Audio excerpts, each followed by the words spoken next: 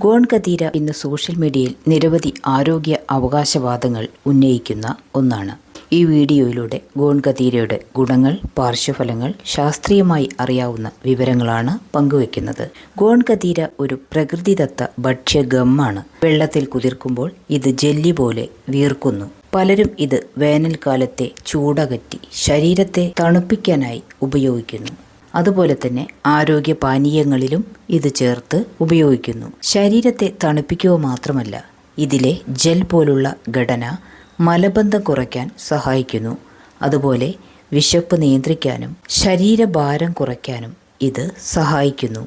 എന്നാൽ ഇത് കഴിക്കുമ്പോൾ ഒരു ദിവസത്തിന് ആവശ്യമായിട്ടുള്ള വെള്ളം, അതായത് ധാരാളം വെള്ളം കുടിക്കേണ്ടത് അത്യാവശ്യമാണ് എന്ന് ഓർമ്മപ്പെടുത്തുന്നു. ഇതൊരിക്കലും അമിതമായി കഴിക്കാൻ പാടില്ല. അതുപോലെ തന്നെ കുതിർക്കാതെ കഴിക്കരുത്. ആവശ്യമായ വെള്ളം കുടിക്കാതെ ഇത് ഉപയോഗിച്ചാൽ വിപരീത ഫലം ഉണ്ടാകും. മരങ്ങളിൽ നിന്നുള്ള ഒരു തരം പശയായതുകൊണ്ട് തന്നെ ചിലർക്ക് അപൂർവമായി അലർജി ഉണ്ടാകാം. അതിനാൽ ആദ്യമായി ഉപയോഗിക്കുമ്പോൾ വളരെ ചെറിയ അളവ് മാത്രം എടുക്കുക.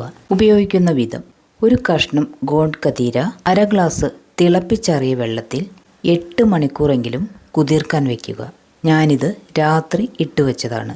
അങ്ങനെ രാവിലെ എടുക്കുമ്പോൾ ഇത് ജെല്ലിയായിരിക്കുന്നു. ഇതിലേക്ക് 1 ടീസ്പൂൺ ചെറുനാരങ്ങ നീരും 1/2 ഗ്ലാസ് വെള്ളവും കൂടി ചേർത്ത് ഉപയോഗിക്കാം. ഇനി കുറച്ച് ആരോഗ്യവും കുറച്ച് സ്വാദിഷ്ടവുമായ ഉപയോഗമാണെങ്കിൽ 1 ടീസ്പൂൺ കുതിർത്ത ഗോൺകതീര, 1/2 ടീസ്പൂൺ കുതിർത്ത ചിയാ സീഡ്സ് എന്നിവ എടുത്ത് ഇതിലേക്ക് ആവശ്യത്തിന് ശർക്കര പൊടിച്ചതും ചേർത്ത് 1 ഗ്ലാസ് പാലിൽ എല്ലാം കൂടി ചേർത്ത് ഉപയോഗിക്കുക.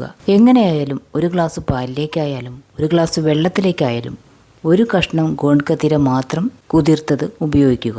1 ഗ്ലാസ് വെള്ളത്തിലേക്കായാലും പാലിലേക്കായാലും 1 ടീസ്പൂൺ ജെല്ലിയിലധികം ഉപയോഗിക്കാതിരിക്കാൻ ശ്രദ്ധിക്കുക. പ്രത്യേകം ഓർക്കേണ്ട കാര്യം, ഗോൺകതീര ഒരു അത്ഭുത മരുന്നല്ല. ആരോഗ്യകരമായ ഭക്ഷണക്രമത്തിൻ്റെയും വ്യായാമത്തിൻ്റെയും ഭാഗമാക്കി ചെറിയ അളവിൽ ഉപയോഗിച്ചാൽ ചില ഗുണങ്ങൾ ലഭിച്ചേക്കാം. എന്നാൽ ഏതെങ്കിലും രോഗാവസ്ഥയിലുള്ളവരും ഗർഭിണികളും മുലയൂട്ടുന്ന അമ്മമാരും മരുന്നുകൾ പതിവായി കഴിക്കുന്നവരും ഇത് ഡോക്ടറുടെ നിർദ്ദേശപ്രകാരം മാത്രം ഉപയോഗിക്കുക.